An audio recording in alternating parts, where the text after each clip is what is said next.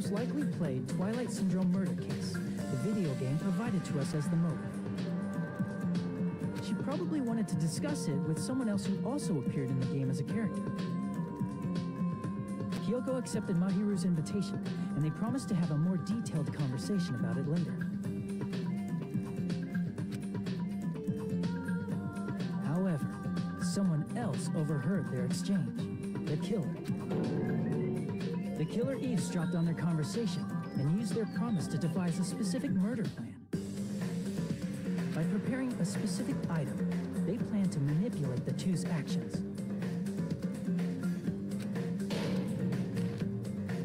That item was the letters. They sent fake letters to both Mahiru and Hyoko. The letter Mahiru received told her to come to the beach house at 2:30 p.m. And the letter Hyoko received told her to come to the beach house at exactly 2 p.m. By providing different times, the killer was able to lure them to the beach house separately.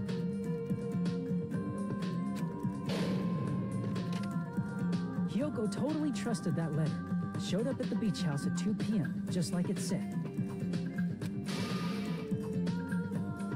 and was drugged into unconsciousness by the killer lying in wait.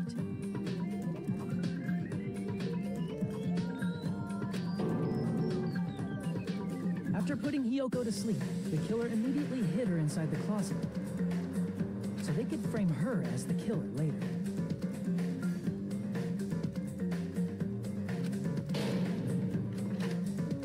At 2:30 p.m., Mahiru arrived at the beach house. She was completely unaware that she'd been targeted for murder.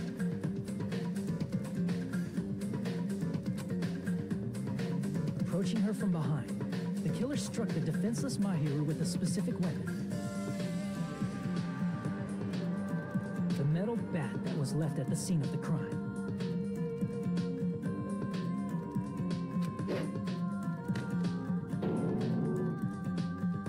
The bat was brought down onto the back of Mahiru's head, and with that, she took her last breath. According to Mikan's autopsy, Mahiru died instantly, so she probably never knew who killed her.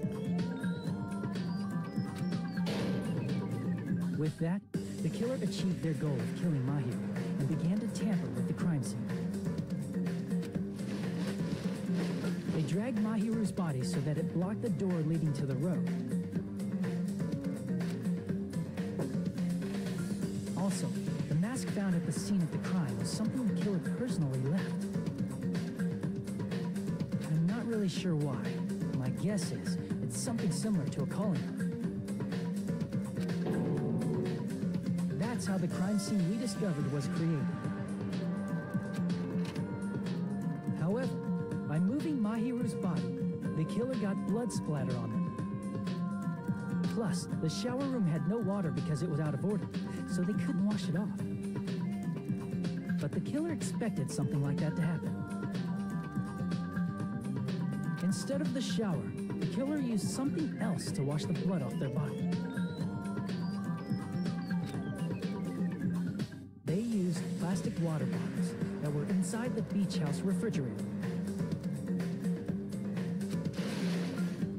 We can assume they carried the bottles to the shower room before the sequence of events had happened. In place of showering, they washed the blood off their body with water bottles instead. However, they had no choice but to dispose of the empty bottles in the beach house's trash can. Littering is against the rules, and it would have taken too much time to throw them away somewhere else. After the killer washed off the blood, they hid in a specific spot inside the closet Hyoko was in.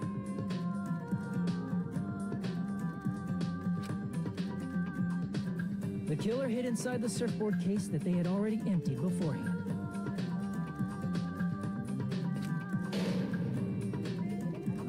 After some time had passed, the sleeping drug used on Hyoko wore off and she woke up.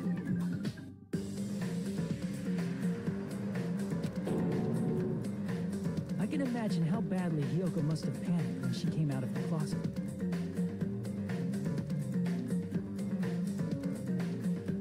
I mean, she made plans to see Mahiru, who lay dead right in front of her.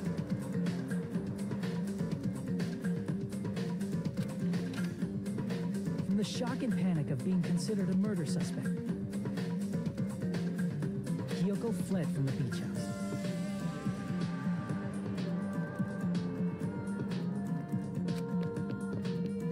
Because of that, she left footprints in the sand. Everything was a trap set by the killer to frame her.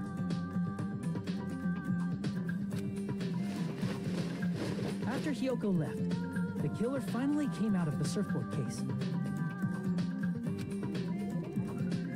and placed a gummy that they brought with them to shift our suspicion toward Kyoko. Ironically, placing that gummy is what helped clear our suspicion toward Kyoko. Finally, the killer began preparing to escape from the beach house. They couldn't risk leaving their footprints in the sand, so they escaped the beach house using a different route. The small window in the shower room.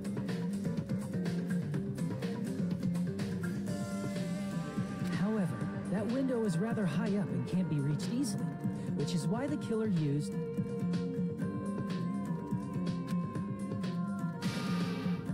the bamboo sword they always carry with them. The killer took the bamboo sword out of its bag, tied the bag to the sword's handle,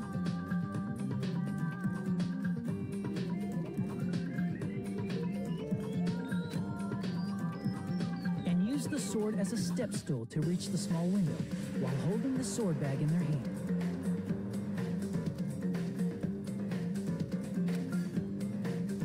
As long as they're able to reach the window, all they had to do was pull the bag to retrieve the sword.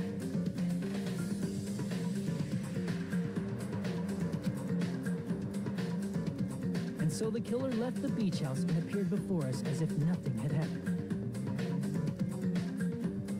But their wet hair and swimsuit didn't dry right away. There also weren't any towels at the beach house. So when the killer met up with us, they said they had been swimming for a while as an excuse. So how about it? This is the truth behind the incident you caused. Isn't that right, Pekoyamo?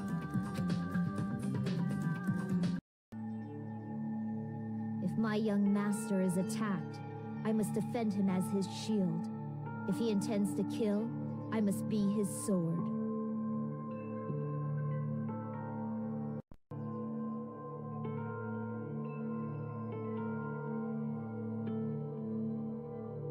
That is my only reason for living.